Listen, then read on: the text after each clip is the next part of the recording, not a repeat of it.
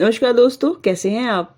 मैं तारा आपका फिर से स्वागत करती हूँ अपनी ऑडियो बुक कंत कहानी में। आज का कंत एक विलाप मशहूर लेखक एंटोन चेखोव का है। 29 जनवरी 1860 को रशिया में जन्मे एंटोन चेखोव एक रशियन नाटक और लघु कहानी लेखक थे। उन्हें संसार के महानतम लघु कथा लेखकों में गिना जाता है। चेखोव शुरुआत में सिर्फ पैसे के लिए लिखते थे। वे पेशे से डॉक्टर थे। उन्होंने अपनी कहानियों में इंसान के आत्मीय भावों और आदतों को बहुत ही बारीकी से उभारा। आज की कहानी उनकी मशहूर लघु कथा द लेमेंट का हिंदी अनुवाद है। इस कहानी में आप जानेंगे कि एक बूढ़ा बाप अपनी व्यथा कहना चाहता है, पर उसका विलाप आखिर सुनता कौन है। आइए सुनते हैं।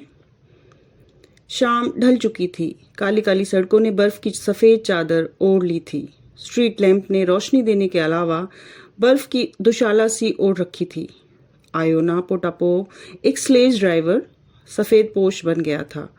जीवित शरीर को जितना झुकाया जा सकता है, आयोना अपने स्लेज पर उतना ही झुक कर बैठा था। वो बर्फ से ढक चुका था। उसकी घोड़ी भी बर्फ से ढकी जड़ होकर खड़ी थी। घोड़ी का यूं बिना हिले डुले खड़े रहना उसे किसी खिलौने जैसा बना रहा था जिसमें जान ना हो। शायद वो भी किसी सोच में डूबी थी। एक ऐसा जीव जिसे अपने घर वालों से, दोस्तों से, हरे घास के मैदानों से, साफ सुथरे झील के पानी से दूर कर दिया गया हो। वो कुछ तो सोच ही रही होगी। अबला जीव की भी तो कुछ याद होती होगी। बहुत देर से आयोना को कोई सवारी नहीं मिली थी और वो अपनी स्लेज के साथ यूं ही खड़ा था। तभी 3 नौजवान आए और आवाज लगाई, पुलिस ब्रिज चलोगे? हम 3 लोग हैं और 20 रुपए देंगे। आयोना स्लेज पर बैठ गया और चाबुक घुमाया। पुलिस ब्रिज तक जाने के लिए 20 रुपए बहुत कम थे, पर आयोना के पास ये सब सोचने का वक्त नहीं था। नशे में धुत तीनों नौजवान अपशब्द कहते हुए स्लेज पर चढ़ गए। तीनों में इस बात को लेकर झगड़ा हो रहा था कि कौन बैठेगा और कौन खड़ा होकर जाएगा। देर तक झगड़ने के बाद ये तय हुआ कि जो सबसे छोटे कद का है वो खड़ा होकर जाएगा। आयोना की गर्दन के पास खड़े होकर छोटे कद वाले ने कहा, चलो गाड़ीवान। क्या टोपी है तुम्हारी? कहाँ से खरीदी? इतनी घटिया टोपी तो पूरे पीट्सबर्ग में नहीं मिलेगी। आयोना ने हंसते हुए कहा, बस खरीद ली है, इसमें गर्व की कोई बात नहीं है। अगर ऐसा है तो चलाओ तेज। क्या सारे रास्ते ऐसे ही चाल से चलोगे या फिर तुम्हें लगाऊं एक जोरदार? मेरे सिर में दर्द हो रहा है। मुझे वास्का के साथ 4 बोतल नहीं चढ़ानी चाहिए थी, सबसे लंबे कद वाले ने कहा। साले तू तो नेता से भी ज्यादा झूठा है, अगले ने उसका विरोध किया। इनकी बातचीत सुनकर आयोना ने कहा, खुश रहो, मजे करो। अबे चुप, गाड़ी चला तेज साली बुड्ढे, चाबुक मार साली घोड़ी को, छोटे कद वाले ने धमकाया। आयोना चुपचाप सुनता रहा और आसपास से गुजरते लोगों को स्ट्रीट लैंप की रोशनी में देखता रहा। कुछ देर बाद जब वो तीनों शांत हो गए तब आयोना ने कहा, इस हफ्ते मेरे बेटे की मौत हो गई है। छोटे कद वाले ने कहा, सबको एक दिन मर जाना है, तू गाड़ी हाँक बे, कब तक पहुंचाएगा? क्यों ना जरा सा उत्साह इसे भी दिया जाए, इसकी गर्दन पे। सुना साले बुड्ढे, जल्दी चला वरना चलने लायक नहीं छोड़ूंगा। आयोना ने सुना और अपनी गर्दन पर एक जोरदार मुक्का महसूस किया। हाँ हाँ दोस्तों, भगवान तुम्हें आबाद रखे। क्या तुम्हारी शादी हो गई है? लंबे कद वाले ने पूछा। मेरी? बाबूजी, अब तो गीली मिट्टी ही मेरी बीवी है। कब्र की गीली माटी? मेरा बेटा मर गया और मैं जिंदा हूँ। अजीब बात है, मौत मुझे आनी चाहिए थी पर वो शायद भटक गई और मेरा बेटा चला गया। आयोना अपने बेटे की मौत की कहानी सुनाने के लिए पीछे मुड़ा, पर छोटे कद के आदमी ने खुशी से कहा, चलो जी, हम तो पहुंच गए, ये लो पैसे। आयोना अंधेरी की तरफ कुछ देर तक देखता रहा। वो फिर से अकेला हो गया था। उसके पास उसकी चुप्पी के अलावा और कुछ नहीं था।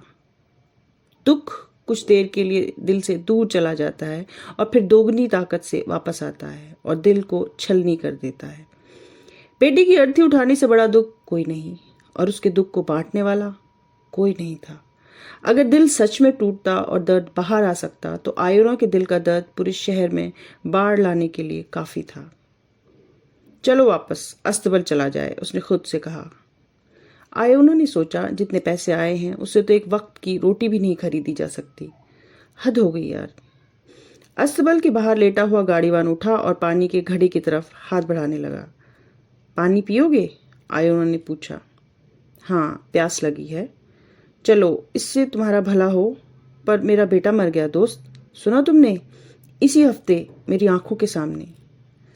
आयोना इन शब्दों का असर देखने के लिए कोचवान की तरफ मुड़ा, पर वो मुंह ढककर सो चुका था। बूढ़े आयोना ने गहरी सांस ली। उसके बेटे को मरे हुए 1 हफ्ते हो गए हैं, पर अभी तक उसे कोई ऐसा नहीं मिला था जिससे वो अपने बेटे की बीमारी, उसकी मौत, उसकी शव यात्रा की बात कर सके। आयोना की बेटी अनीसिया गांव में है, वो उसके बारे में भी बात करना चाहता था। आयोना ने सोचा, बाहर जाकर घोड़ी को एक बार दिखाया जाए, सोने के लिए तो वक्त ही वक्त है। आयोना ने घोड़ी से पूछा, क्या चबा रही है तू? ले खा ले, सूखा घास। चने किसी और दिन खा लेना। क्या करूं, बूढ़ा हो गया हूं, अच्छे से काम नहीं कर सकता। मेरे बेटे की उम्र थी अभी गाड़ी चलाने की, उसे तो अभी और जीना था। आयोना कुछ देर चुप रहा और फिर अपनी सारी दास्तां, मन की सारी बातें घोड़ी को सहलाते सहलाते कह डाली। ये कंठ बस यहीं तक था। कौन सुनता है तेरी, कौन सुनेगा तेरी? कौन सुनता है तेरी, कौन सुनेगा तेरी? ये दुनिया है, यहाँ हर आदमी जल्दी में है। जो कहानी आज से 100 साल से भी पहले लिखी गई, आज और ज़्यादा ऑथेंटिक लगती है। तो आज के लिए इतना ही। अगली कड़ी में फिर भेंट होगी। लाइक, शेयर, सब्सक्राइब वाला मेरा मंत्र याद रखें। बेल आइकन तो आपको याद आ ही जाएगा। अंत तक मेरे साथ बने रहने के लिए धन्यवाद। नमस्कार।